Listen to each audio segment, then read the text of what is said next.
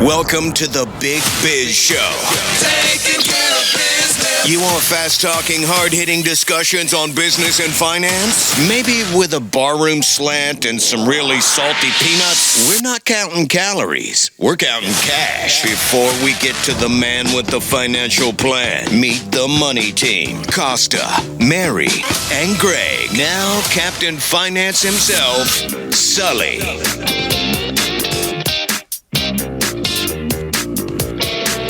Wherever you're watching, wherever you're listening, it is the Big Biz Show live from the Loft 100 studios here in beautiful, sunny, soon to be very hot Southern California. I'm Costa, sitting in for our boy Sully right now. He had to go to the eye doctor. His eye fell out, but he's going to get it popped back in, and he's going to be here shortly. Of course, Mary Burt Godwin, so great to see your beautiful face once again. Thank you. The man who was on vacation, our executive producer, Greg Todorov. Nice to see you too. Good to see your beautiful face. Yeah. And then look at this, perfection. The face, the hair, the business acumen, our financial analyst here on the Big Biz Show, Howie Font. Vacation? What happened? Interesting, okay. Hey, listen, before we talk about some of the points you came in wanting to discuss, markets a little bit down today or? A little bit kind of in the crapper, yep. Okay, Kind of. and that's a financial term. Yes, no. How's my stock? Well, it's in the crapper. Well, listen, there's bulls and bears. What do they do? Right. We're down 1.5% in the S&P today. That's pretty dramatic just for one day. Okay. I think that a lot of it has to do with anticipation around the upcoming Fed meeting and rate cuts happening, and also around the mechanics of month-on-month performance. So it's the first trading day in September. There's only a month left in the quarter, and people want to prepare for that. It really does matter. The institutions that Sully always talks about driving the economy, yes, they have to measure their performance. So it matters how much we're up and down at the start. So you'd rather be as down as much as possible at the start. So you sell everything, you raise some cash, you get ready for the quarter, and then you need things to be as high as possible. You pray and you buy NVIDIA and you push the stock up. I mean, really, that would be a kind of cynical take on how institutions move money in and out of the market. So what are we thinking about interest rates? Are they going to? Yeah, so we've seen really good inflation data as far as it coming down, which means that we have the kind of all clear to lower rates, but that's the only reason why we wouldn't lower them dramatically. So a lot of people want the big boost to the economy. They want the market to get a kick, so they want a 50 point cut. So that would be a double compared to what's normal. Okay. We're probably just going to get a 25, and they're going to slowly ease them back into the economy. But they take 6 months to affect anything in the real world, in the real economy. Well, and that's you've always said that it's already baked in. So so it's baked in at the time that it's announced. At this point, Yeah. right? Yeah, I don't like that term, baked in. Yeah. What the heck? So is a quarter baked in, or is 50 points baked in? An oracle only can tell you what's actually baked in, but but stats-wise, it's about 75% chance right now of a 25 basis cut, just one cut, right? And then 25% chance of a double cut. So the double cut, how this works is if you exceed expectations, then the market reacts stronger. If you just meet expectations, well, it was already baked in. Gotcha. The price shouldn't move. And if you obviously drop expectations, the market tanks. Right. Is this typical for a September?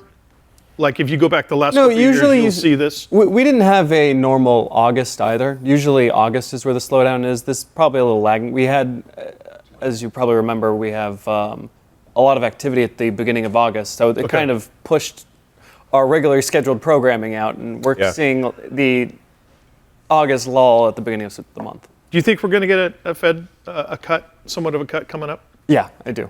Big or see? I think. I think we're going to get a normal one. Yeah. Okay, but is normal one of those like, hey, we're going to get a little boost here. It's going to be good for us, or? So right now you're making 4.5% on your money if you're in the bank. Okay. You'll probably be making 4.25%. Okay. That's nothing great. Yeah. Right. Yeah. I don't want that to happen. Anyhow, Howie Font, he is our financial analyst here on the Big Biz Show. When we get back, I'm a betting guy. I like betting on football and stuff like that. The prediction markets and what you can bet on nowadays as far as our Crazy. government and finance. He's going to talk about that as the Big Biz Show continues.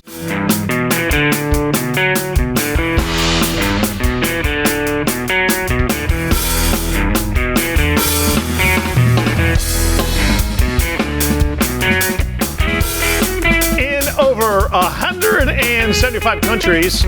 Sorry, my voice cracked. Puberty setting in. Hi, Mike. That's cute. Mike, you're doing great. Now my face is going to break out. Oh, my God. Start getting whiskers. And all the ships at sea on the American Forces Network, as always, to you brave men and women of the United States Armed Forces. Thank you for what you do, what you've done for us. It is the Big Biz Show. Mary Bird Godwin, our executive producer, Greg Todoroff, and, of course, our financial analyst. Always great when we have him in studio. Howie Font with us here today.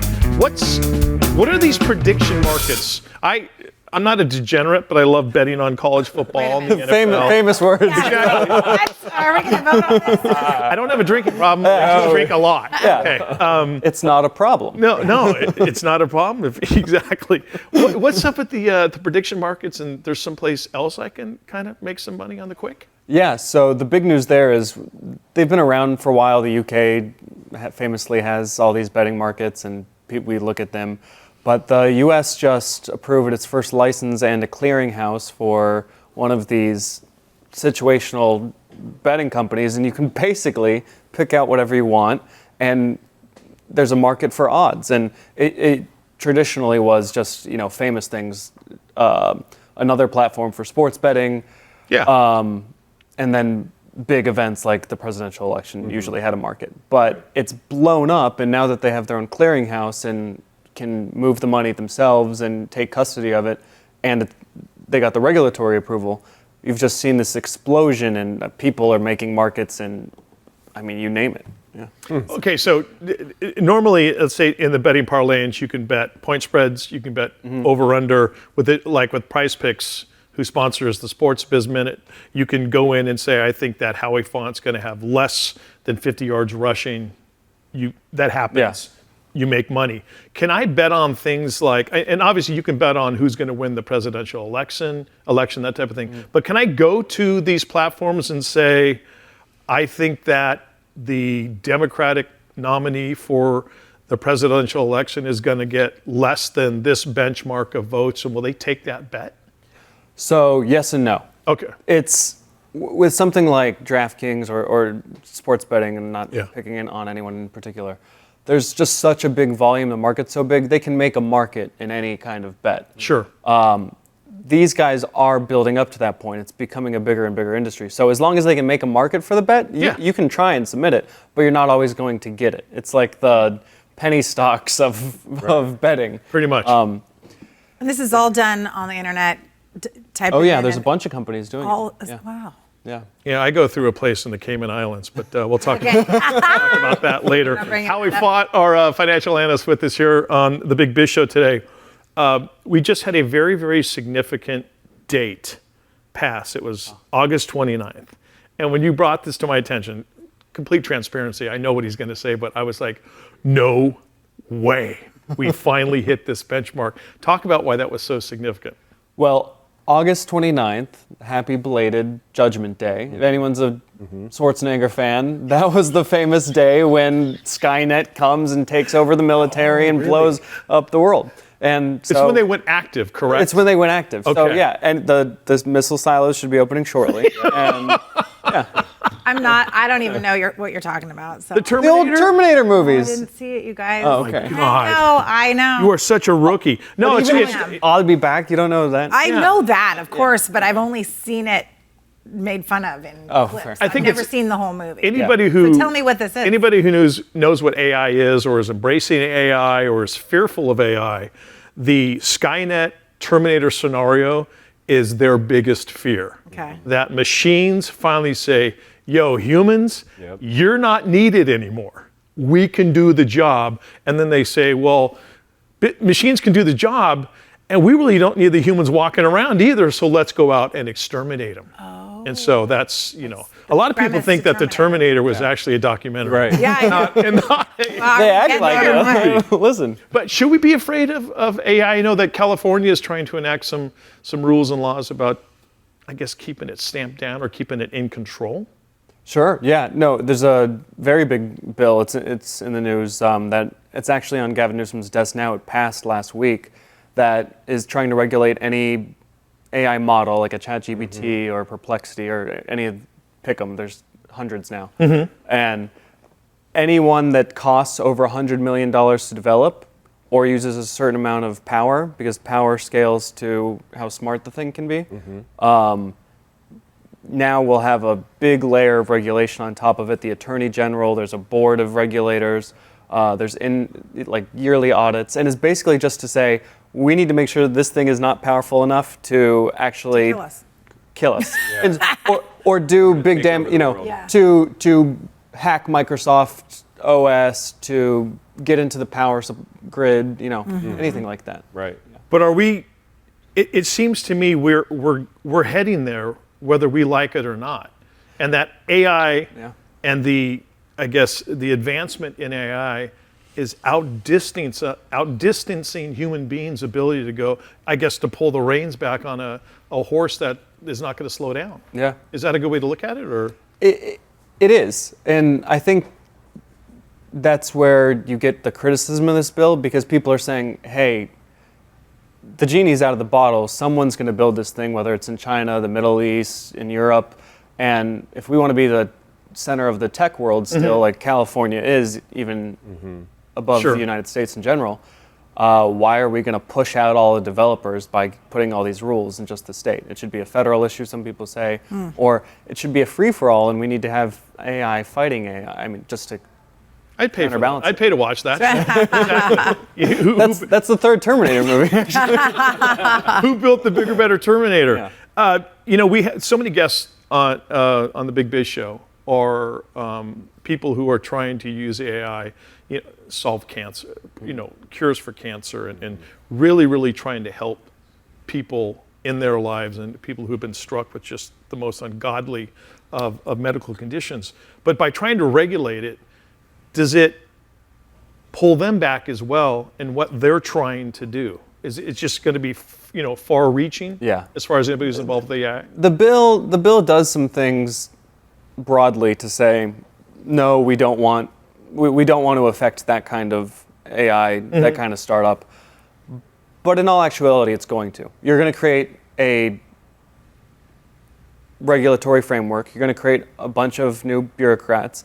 And as the AI sector develops, like everything new, the regulation's going to increase over time. So people don't want that first step at the incumbency of AI. We're still playing with these. They're kind of fun, ChatGPT right now. They're not really changing our lives to what people think they will. Howie Font is our financial analyst here on the Big Biz Show. Always great to have him here in studio. I remember when I first started thinking about dabbling in the markets, buying and selling. Day trading is what we call it.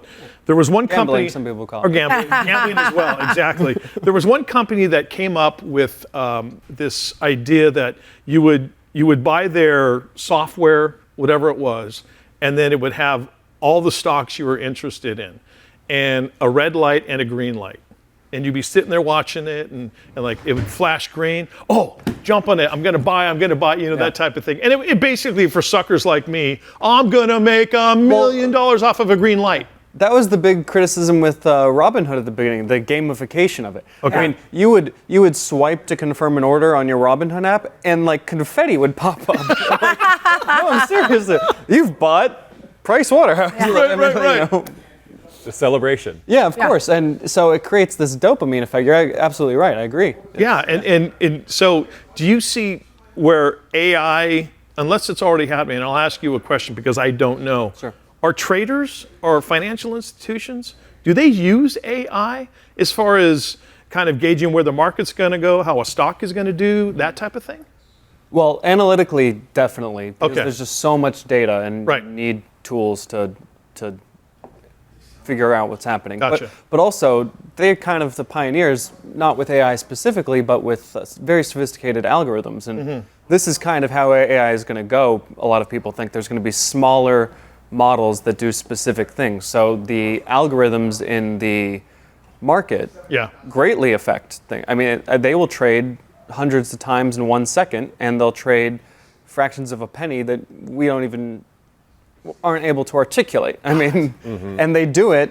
I mean, they'll do hundreds of millions of trades a day. Yeah. And they're just picking up quarters of pennies or less, at a time. Right. But that's all they need. Sure. And when he's talking, it really makes me wish I'd worn a helmet when I played football. Yeah. Because it's like shoof, shoof. Yeah, whatever you're saying, Howie. I finally broke down and bought the Stock Market for Dummies, the yellow book. That's great. And I've started reading it, and even that, I'm like, No, okay. I mean, within a few seconds of him talking, it sounds like Charlie Brown's teacher to me. I haven't said one word the whole segment, so I don't Howie, know. next time could you maybe If speak anyone needs English? a nap, I'm here. No, we love it. We love it. You're just at as far as I'm Goodbye, concerned, Mike. at another level. Howie Font, our business analyst here on the Big Biz Show. Always great to see you, brother. Thanks so much for having In me. the studio. I heard it on the grapevine. Sully's in. He got his eye put back in. He'll be here next as the Big Biz Show rolls on. Keep it here. 100 Studios, the Big Biz Show rolls on. Sunny, Southern California. Hope you guys are having a good one. We certainly are. Always when you are along for the ride. I'm sitting here at the bar being handsome as usual. I'm Costa. Handsome, that's unusual. That, What are you meant to say? that beautiful lady is Mary Bird Godwin. That equally handsome gentleman is Greg Todorov, our executive producer. And of course, Sully. How are you doing, kid? I'm doing great. Hey, great to have you along. 150 million TV Home Strong, also American Forces Network and Bloomberg Financiero. Doug Freeland is the chairman and CEO of a company called Flagstone Group.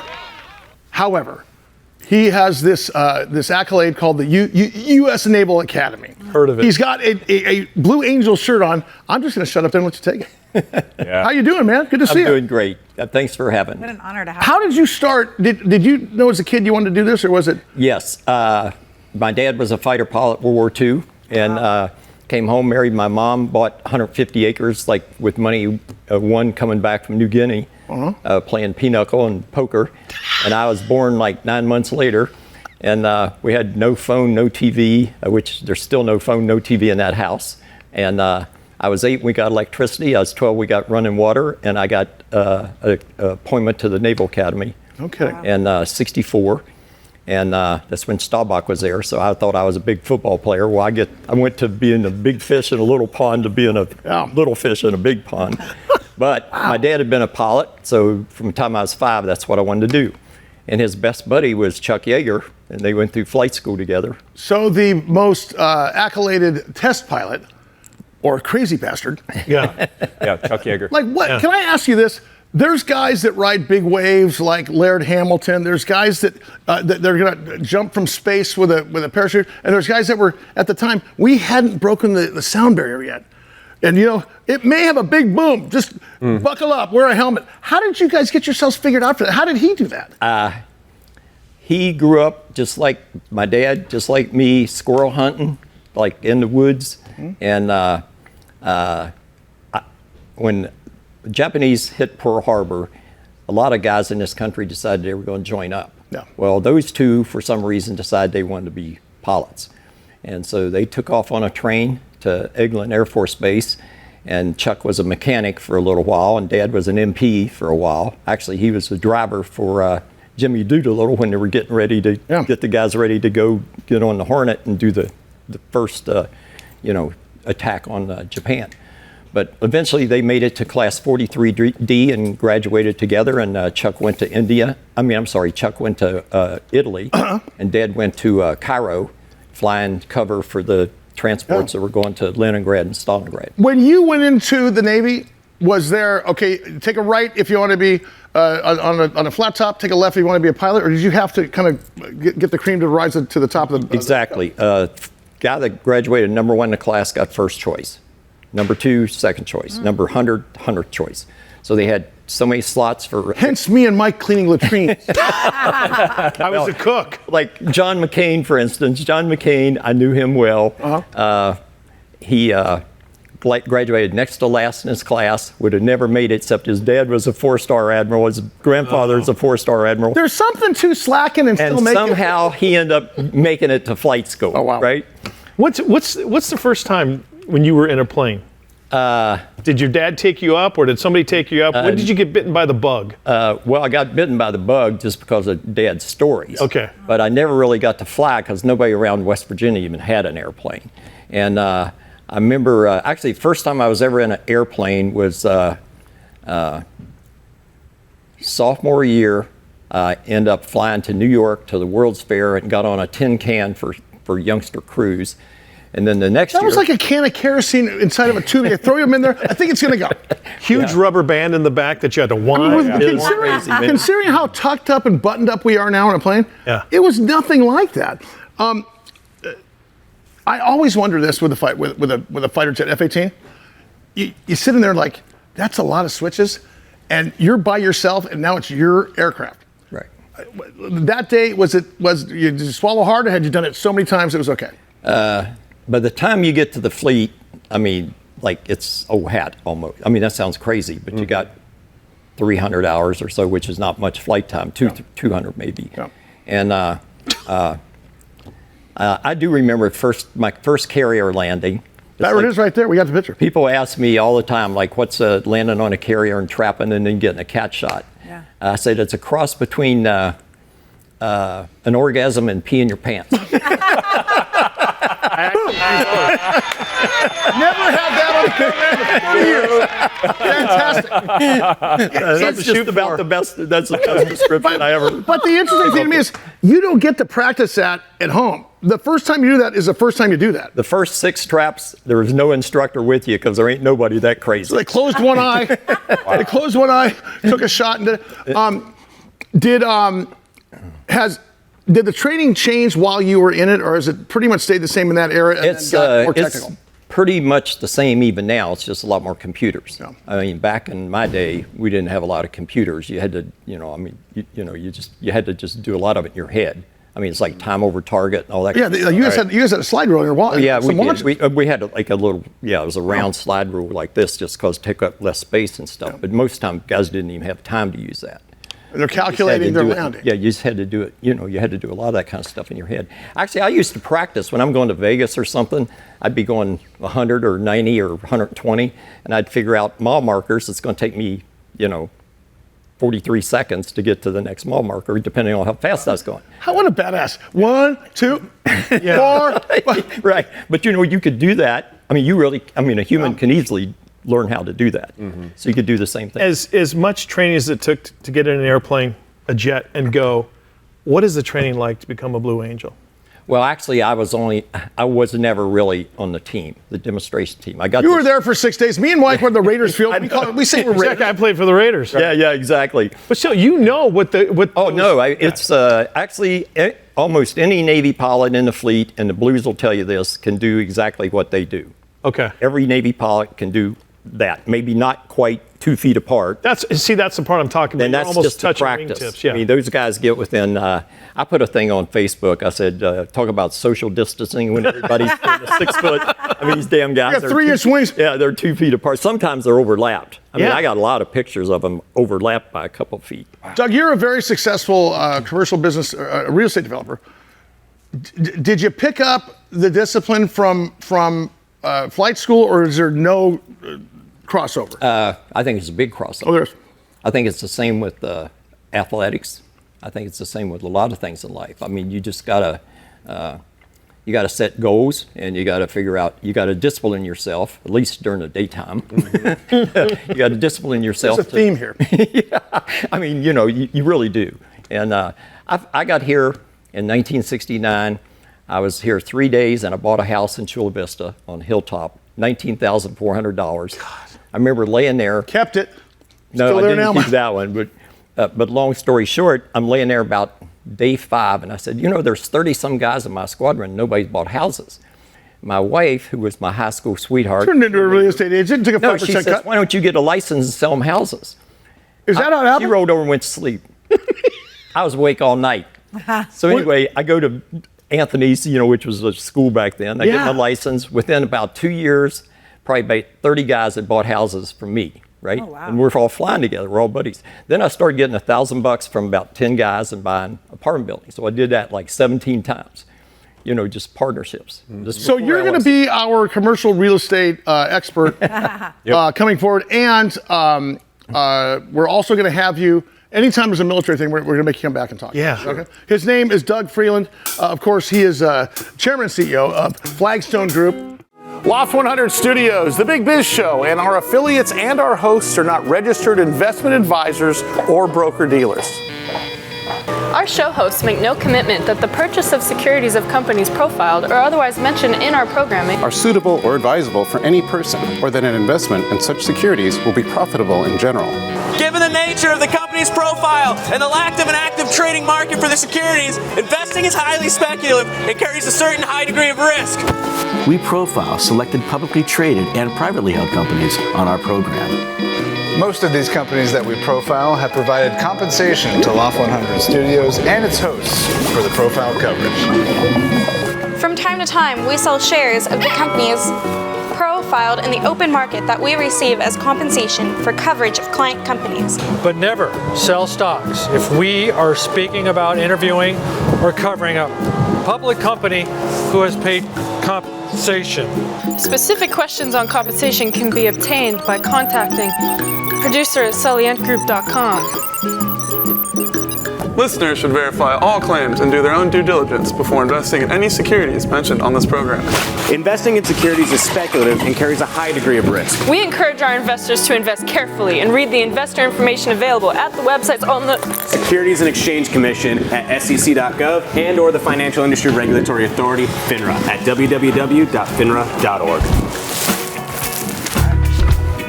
I like it. Wherever you're watching, wherever you are listening, it is the Big Biz Show on another beautiful day here in sunny Southern California. We always appreciate you being along for the ride.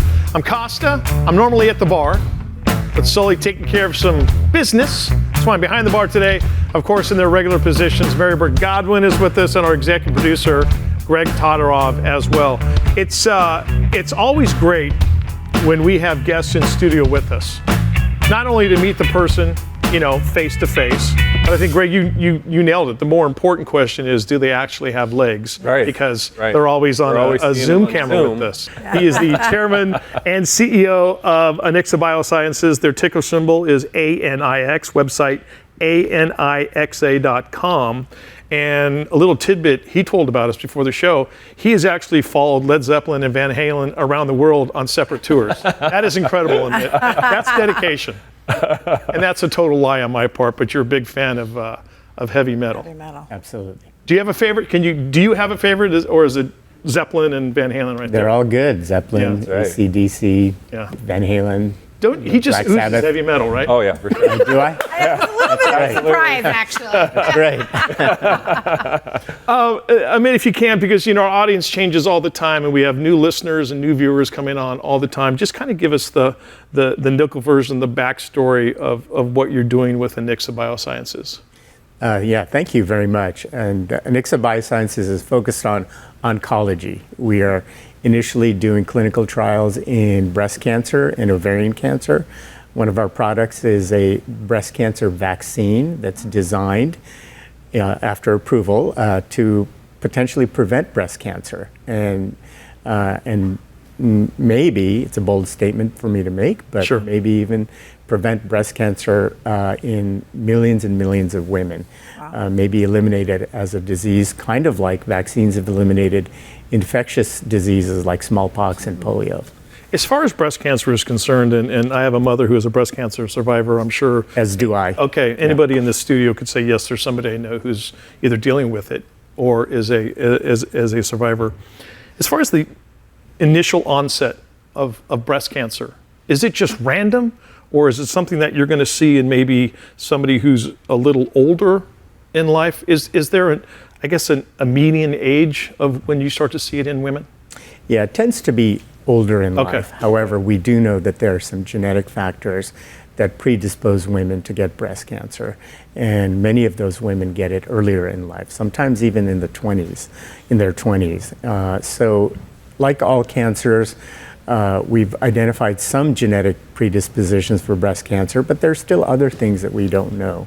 But it is the largest malignancy we find in women. Unbelievable. So this vaccine would be not just necessarily if women are diagnosed with it, but also preventative. So it could be something that is given to young women maybe when they're 18, or what are you looking at to prevent it? That's exactly right. The plan is to eventually give it to women before they have breast cancer and prevent the onset of breast cancer, just like vaccines are used for infectious diseases. However, we do expect that because of the molecular mechanism of the way this vaccine works, it would most likely be given to women in mid stage of their lives, around 40 or 45 years of age. Okay. And I can go into the details of that, but there's scientific reasons why we would want to use it for women. And would they be tested for the BRCA gene or whatever some of those markers are,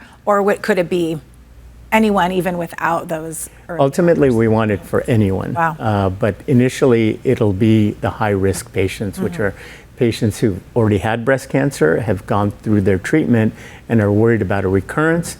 And then other patients, like you noted, with BRCA, BRCA mutations. That's a good point. As I noted, we know that the BRCA mutations predispose women to get breast cancer, but there are women who get breast cancer who don't have those mutations and have breast cancer in their family. So the point is, scientists, we don't understand what all of the genetic factors are.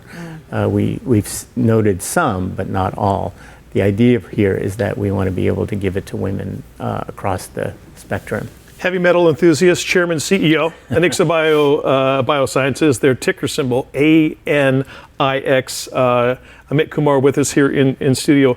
Amit, if you can, in very simple layman terms, because you're dealing with me. I didn't wear a helmet when I played football.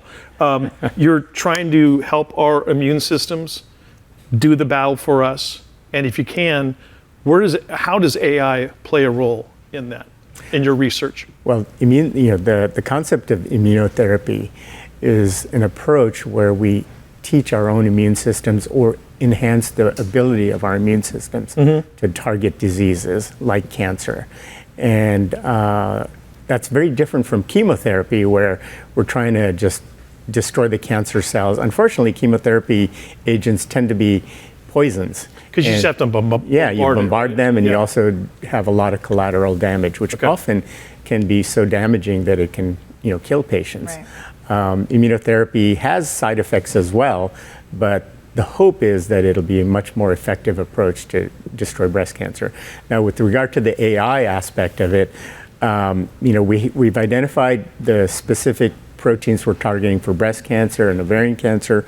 We're utilizing AI machine learning to identify proteins that could be utilized for vaccines against prostate, colon, and lung cancer, as well as some other cancers. So we're trying to address the whole spectrum. We're most furthest along with breast cancer. One of the favorite questions we always love to ask and always love to hear the answer: what does the next 12 to 18 months look like for you? Is that light at the end of that tunnel getting bigger for the company, obviously getting bigger for your research? Absolutely. At least with respect to this breast cancer vaccine, we've tested it on 25 patients. We're going to be presenting the data on those patients in November at a major scientific conference. And further along, we're going to go into later stages of clinical development, phase 2, and then eventually phase 3, with the hope that the data continues to look good, enabling us to get approval and put this on the market for women. In addition, just to make another comment, we have another program that's addressing ovarian cancer. Now, this is the CAR-T? The CAR-T program. CAR-T is a unique type of immunotherapy that has demonstrated tremendous benefits for certain types of leukemias and lymphomas. So these are patients that have blood cancers. But CAR-T, the approach, has not been successful in solid tumors like ovarian cancer, but we're already starting to see some benefit in the patients. We've only tested it on 6 patients so far, and at very, very low doses, but we're starting to see benefits on a couple of patients. So it's incredibly exciting right now. With that excitement, though, is it hard to be patient? Obviously, we are losing fellow human beings to breast cancer, to ovarian cancer, other cancers as we speak. Is it hard to I guess, stay the course, stay in that lane, knowing that, come on, we've got to get this, we've got to conquer this thing? That's almost a trick question, Mike. Yeah, I'm saying, I don't mean to screw you up. Of course, the answer is yes. Okay. Absolutely. These clinical trials take a lot longer than we would like. Medical advances take longer than we would like. And every single day that we don't have a product on the market means people who are dying. And not to insinuate that Anixa's dragging their heels or anything. No. Certainly not that. But I know that, talking with a lot of people, they're like, God, if I could speed it up, if I could, get it into trial patients and things like that, I certainly would. Yeah.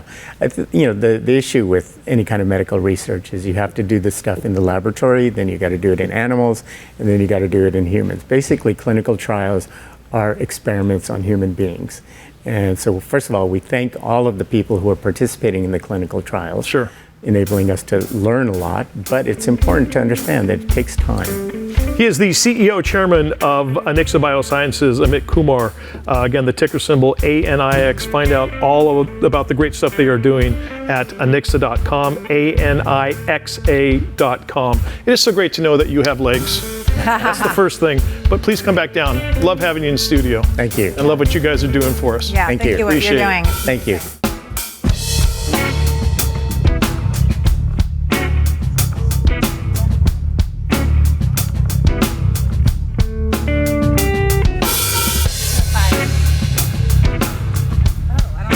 Oh.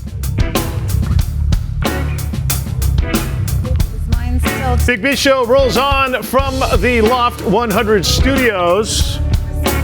We are in sunny Southern California, wherever you're watching, wherever you're listening. As always, we appreciate you being along for the ride. I'm normally sitting at the bar, but solely taking care of some business today, so I'm behind the bar. Of course, at the bar as usual, the very talented Mary Burt Godwin, and of course, our executive producer, Mr. Greg Todoroff.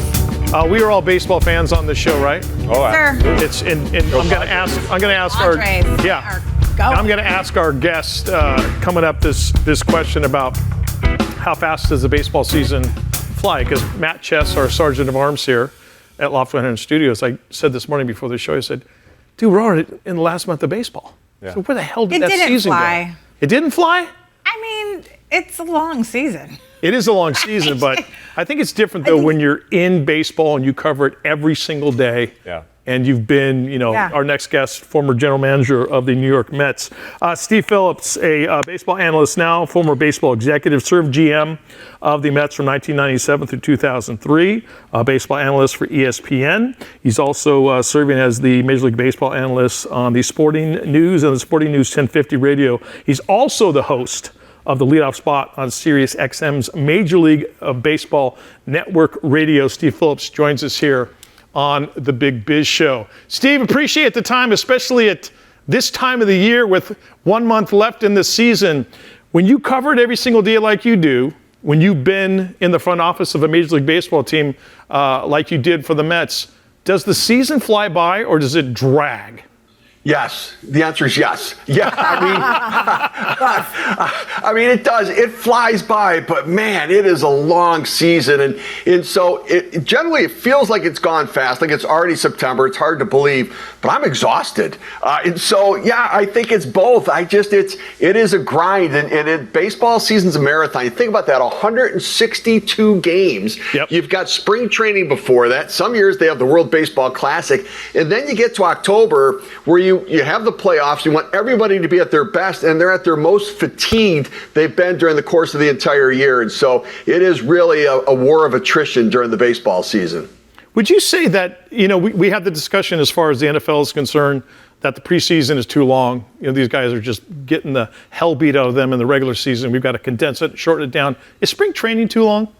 Yeah, it's a great question. And so for some players, they say yes. But then every time we see players who sign late, who don't really have a spring training, they get off to awful starts. They don't perform well. It takes them 3 months to figure out, their game and get their timing and their rhythm right. And so I think it's the right amount of time. It's just, it's a necessary evil in baseball that pitchers need to get their arms stretched out. They need to throw enough innings. Hitters need to get their legs underneath them. And the reality is the only time you feel 100% is when you show up, shake hands and say, hi, how was your winter? After that, something hurts. Nothing hurts the rest of the season, and it's just a matter of trying to find a way to stay as healthy as possible. But I think spring training and the timing of it is really necessary. Hey, Steve, can we jump into some predictions? I want to know if you're thinking Yankees or Orioles, and really I want to know about Padres and how the Padres are looking. Can they catch the Dodgers and win the National League West? Yeah, so I think that, first of all, this year has been great. I mean, the races have been fantastic. And, what the Padres and Diamondbacks have done in the West to stay close to the Dodgers, and with all the injuries that Dodgers have had, the way they performed this year, too. And so I think that the Dodgers are going to hold on and win the division. I do. I think that they're playing consistent enough baseball right now. They've really played well in the month of August. Ohtani, Freeman, and Betts at the top of the lineup have been good. And they get a good enough pitching to support, what is a dominant offense. And so I think they're going to hold off the Padres and Diamondbacks. And so, but I think that what the Padres have done this year is fantastic. You think about, they went without Fernando Tatis Jr., they went 39-21 without him. And now they get him back. And they're going to get Yu Darvish back in the rotation. So I think that the Padres are going to be a very, very tough matchup in the playoffs with Dylan Cease and Michael King and with Darvish in the rotation and Musgrove back in there too. And their bullpen is as good, if not the best in all of baseball. So I think they're going to be a really tough matchup in the playoffs.